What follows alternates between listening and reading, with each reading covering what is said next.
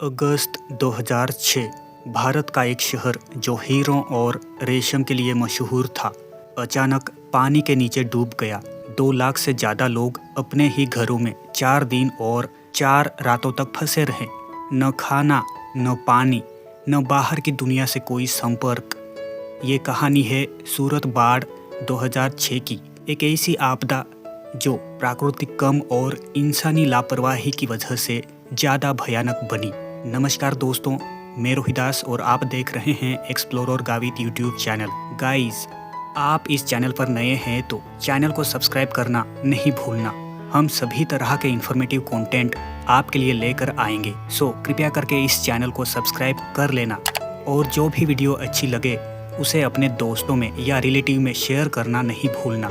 हम इस वीडियो में सूरत शहर की आपदा अगस्त 2006 की बाढ़ की कहानी को जानने की कोशिश करने वाले हैं। देखो दोस्तों, वीडियो शुरू करने से पहले मैं आपको बता दूं, ये वीडियो सिर्फ एजुकेशनल और इन्फॉर्मेटिव पर्पजेज से मैं बना रहा हूं।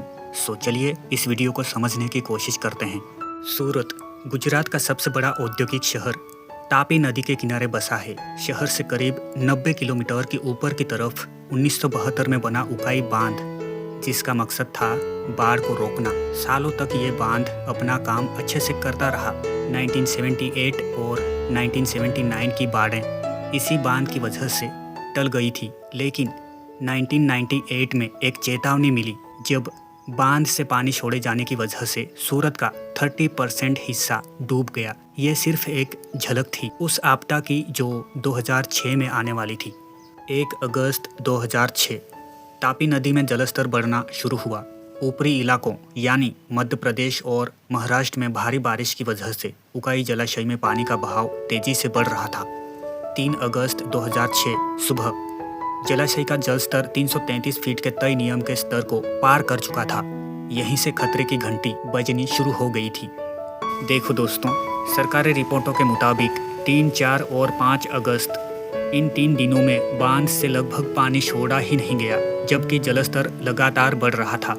5 अगस्त 2006 जलस्तर 335 फीट तक पहुंच गया, जो हाई फ्लोड लेवल यानी 334 फीट को पार कर चुका था। अब प्रशासन और लोगों ने ऐतिहासिक कदम उठाने शुरू किए। 6 अगस्त 2006 जलस्तर 337 फीट तक पहुंचा। बांध में पानी का अंदर आना रात 8 बजे तक करीब 3,30,000 क्यूबिक सेकंड तक पहुंच चुका था। 7 अगस्त 2006 वो दिन जब शांत रहने वाली तापी नदी ने अपना रौद्र रूप दिखाया। सुबह 8 बजे तक बांध में पानी का बहाव 8,53,679 क्यूबिक फुट पर सेकंड तक पहुंच गया और बांध से लगभग 4,09,004 क्यूबिक फुट पर सेकंड पानी छोड़ा जा रहा था। दोपहर 3 बजे तक भी पानी का आना लगातार बढ़ता जा रहा था। रात 8 बजे तक हालात बेकाबू हो चुके थे। बांध में पानी का बहाव 10,72,680 क्यूबिक फुट पर सेकंड तक जा पहुंचा और जलस्तर 339 फीट तक पहुंच गया। बांध प्रशासन के पास अब कोई रास्ता नहीं बचा था। पानी छोड़ना ही एकमात्र रास्ता था और वो भी बहुत ही बड़ी मात्रा में। यही वो पल था जहां बाढ़ कुशन खत्म हो गया, यानी बांध अब और पानी नहीं रोक सकता था। अचानक भारी मात्रा में पानी तापी नदी में छोड़ा गया और नदी अपने किनारों को तोड़ते हुए सूरत शहर में घुस आई। 8 अगस्त 2006 सुबह 11 बजे बांध से छोड़े जा रहे पानी की मात्रा अपने चरम पर पहुंची, लगभग 9 लाख क्यूसेक प्रति सेकेंड। ये स्तर रात 8 बजे तक बनाए रखा गया। इसका नतीजा भयानक था। सूरत शहर का 80 से 90% हिस्सा पानी में डूब गया। कुछ इलाकों में पानी का स्तर 10 से 15 फीट और कहीं-कहीं 20-22 फीट तक पहुंच गया। करीब 20 लाख से ज़्यादा लोग अपने ही घरों में फंस गए, बिना बिजली, बिना संचार, बिना खाने पीने के सामान के। मोबाइल नेटवर्क ठप हो गया। सड़कें नदी बन चुकी थी। 9 अगस्त 2006 हालात और गंभीर हुए। तापी नदी खतरे के निशान 9.5 मीटर के मुकाबले 12.5 मीटर पर बह रही थी। ऊंची ऊंची लहरें और समुद्र में ज्वार भाटे की वजह से पानी निकलने का रास्ता भी लगभग बंद हो गया था, जिससे पानी शहर में और देर तक रुका रहा।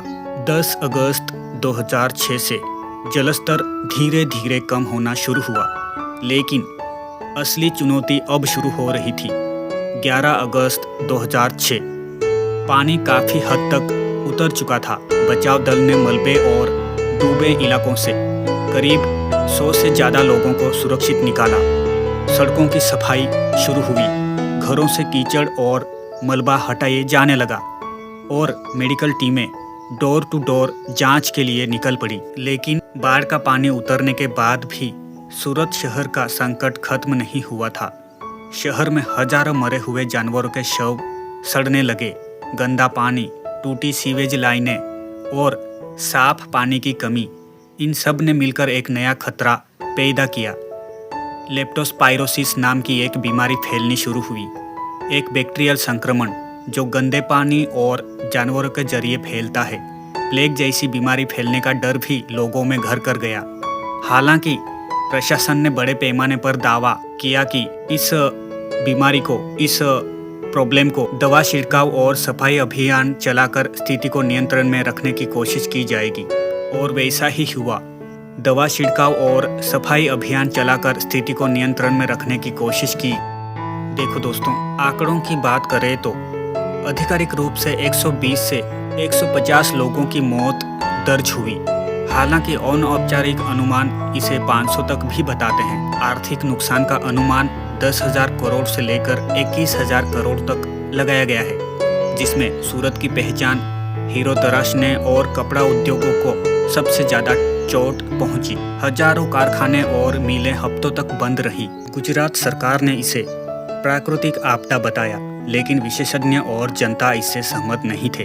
बाढ़ के बाद 2 स्वतंत्र समितियां बनी, People's Committee on Gujarat Floods और Surat Citizens Council Trust committee.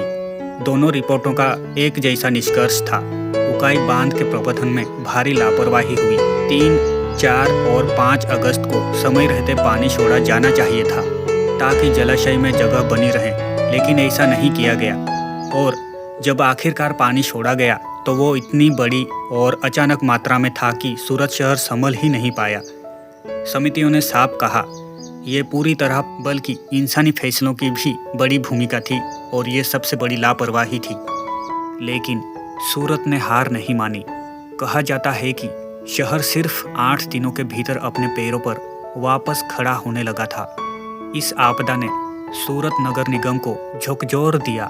इसके बाद शहर ने अपने ड्रोनेज सिस्टम, बाढ़ चेतावनी नेटवर्क और शहरी योजना में भारी निवेश किया। आज सूरत को अक्सर आपदा प्रबंधन और शहरी लचीलेपन की एक मिसाल के तौर पर पेश किया जाता है। एक ऐसा शहर जिसने अपनी सबसे बड़ी आपदा से सबक लेकर खुद को दोबारा गढ़ा।